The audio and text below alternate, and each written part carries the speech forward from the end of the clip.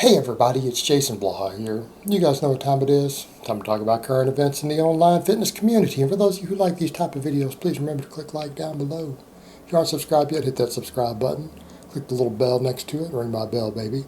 But today, we're going to talk about a video that Greg Doucette did. I've had numerous people link it to me in the last day or so saying, Jason, please cover it. I went over and watched it. I looked in the comments and people were bringing up my name there. And of course, you have plenty of guys there who pretend like I don't have any muscle as if they haven't seen my DEXA scans or they don't see me shirtless. Come on, guys, get realistic here. Probably bigger than 99% of the guys saying that, and that's just a simple fact, not even up for debate. But the point is, people were like, what are you going to make of this? Some of this isn't good information, and here's what I'm going to say. I understand where Greg is coming from. I understand the point he's trying to make early on, and a lot of what he says up front is right.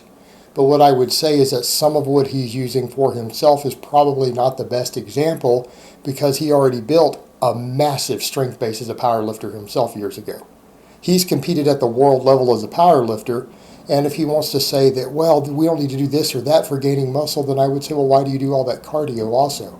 I mean, he does tons of cardio for fitness, for athleticism, right, which is stuff we should be doing.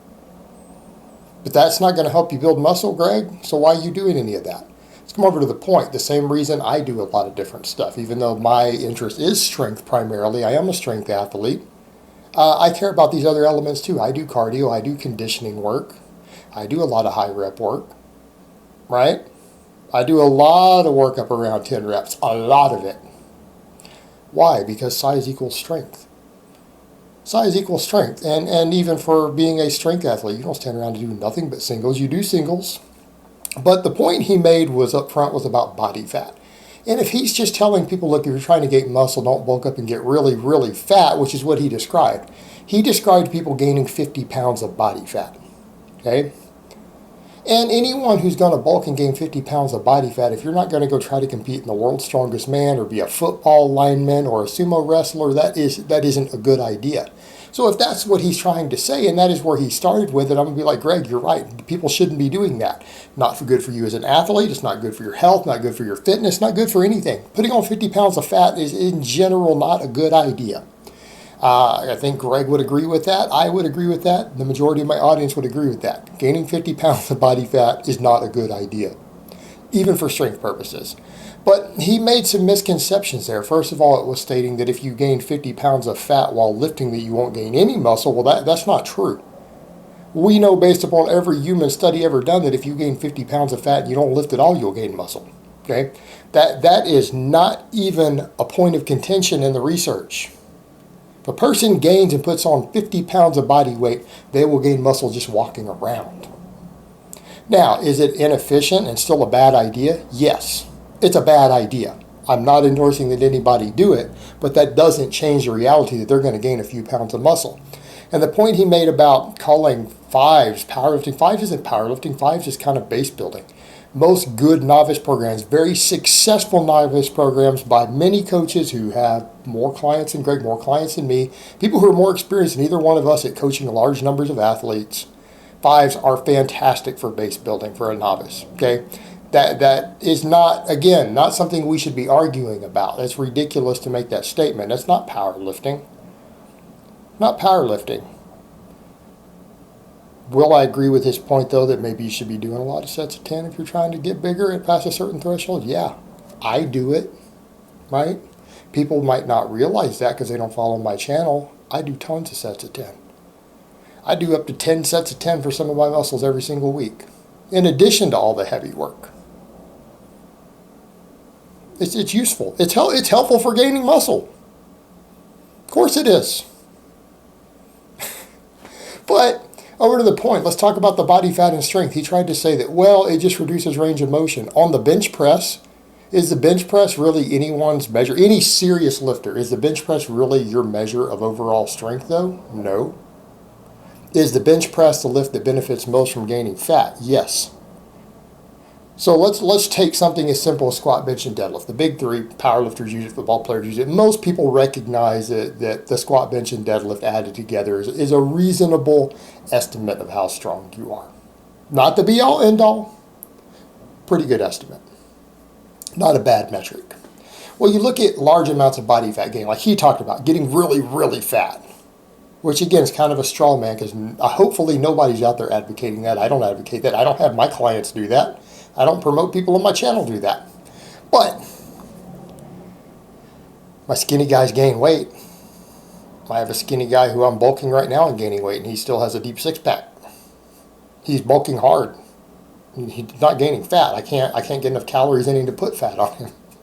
He's a skinny undereater with a high metabolism, and he's hyperactive. I can't put fat on him. I'm trying to bulk him, but he's making gains. He is gaining weight. It's just solid muscle. But look at those lifts. We take the bench press. Yes, he's right.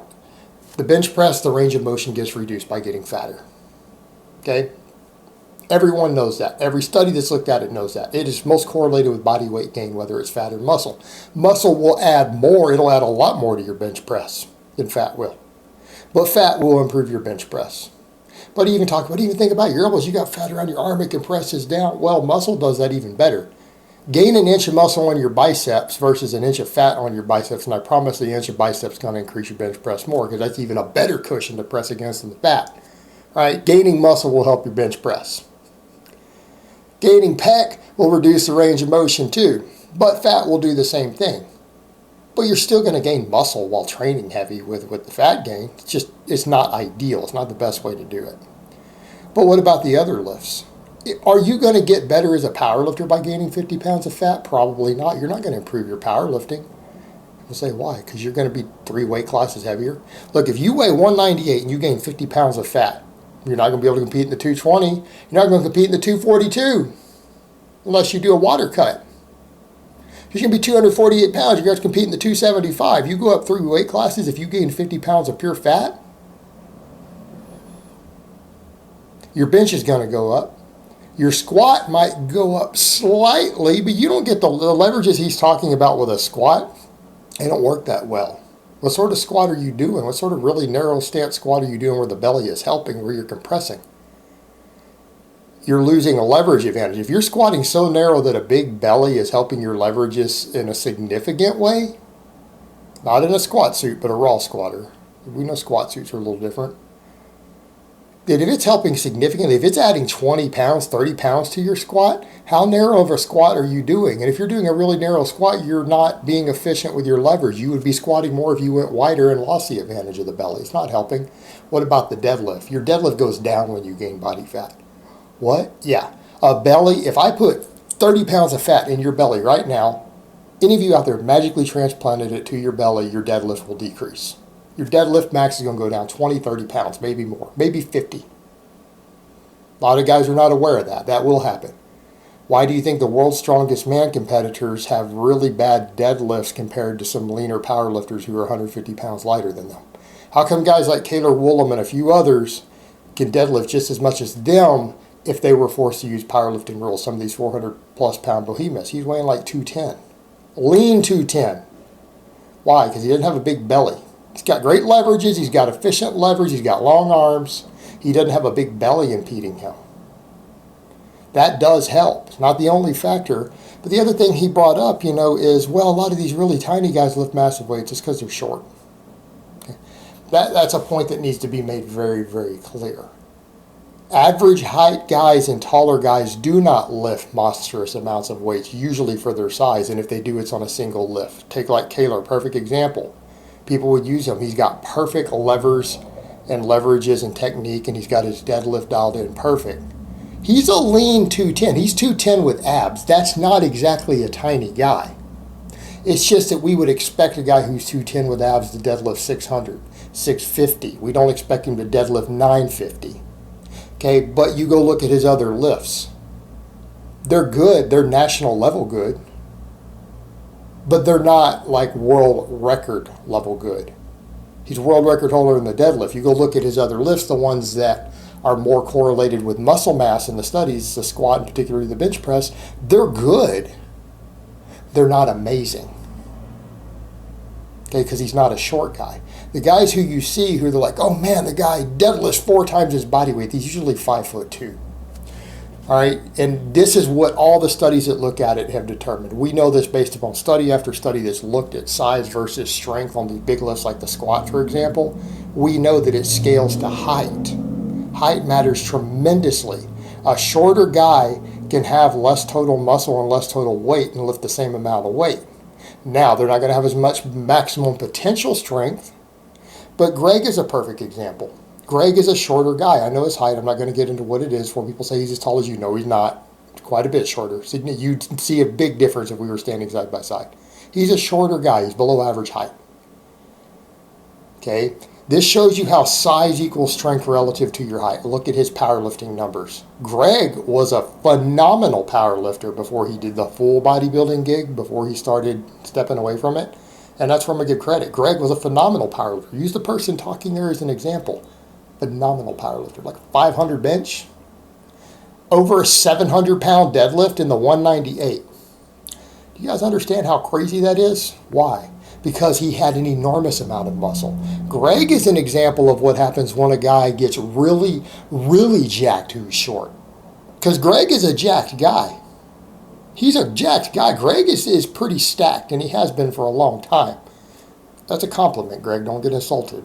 You're stacked, bro. You're carrying a ton of muscle. You've used a ton of gear in the past. Done a ton of heavy training. When you have a guy who's like 5'5" or 5'6", and they are jacked and ripped, their size to weight ratio is going to look phenomenal. You will never compete with them. We know that. Every expert who looks at it tells you straight up, do not step into a powerlifting meet in the same class against a guy 3 inches shorter than you. He will hand your butt to you every single time. So the guys who you're thinking of who are small, who are lifting these massive weights, it's usually their height. And if they do get stacked, and using Greg as the example, because Greg was like a ripped 198. Right? He wasn't a fat 198. He was ripped. And look at his numbers. Not because he's tiny, it's because he's carrying an enormous amount of muscle for his height, while dieting down lean so that he can make a lower weight class. Okay, that works really well. And Greg was a good power lifter. But let's come over to the point. Let's assume you really could separate size and strength. Why would you? Why would you? Why are we going to stand here and tell people, oh, don't get strong? What? I hope that's not what we're telling people. That's also like telling guys, don't do cardio. It's not really useful for building muscle.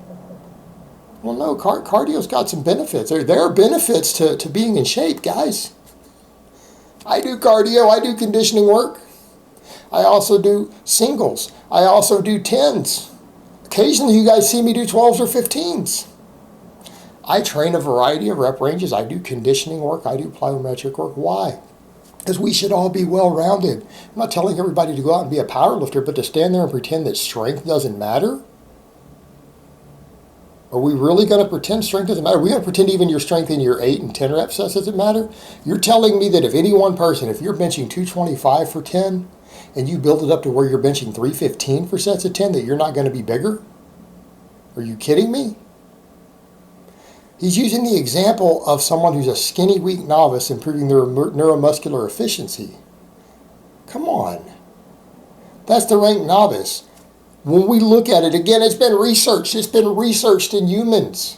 Once a lifter has built a base and they're proficient at an exercise, they've learned the basics, like 90% of the strength that they gain on it comes from their muscle mass, right? Once you've learned how to bench and you get pretty good and decently explosive at the bench, the only way your bench goes up is by making your pecs and triceps bigger.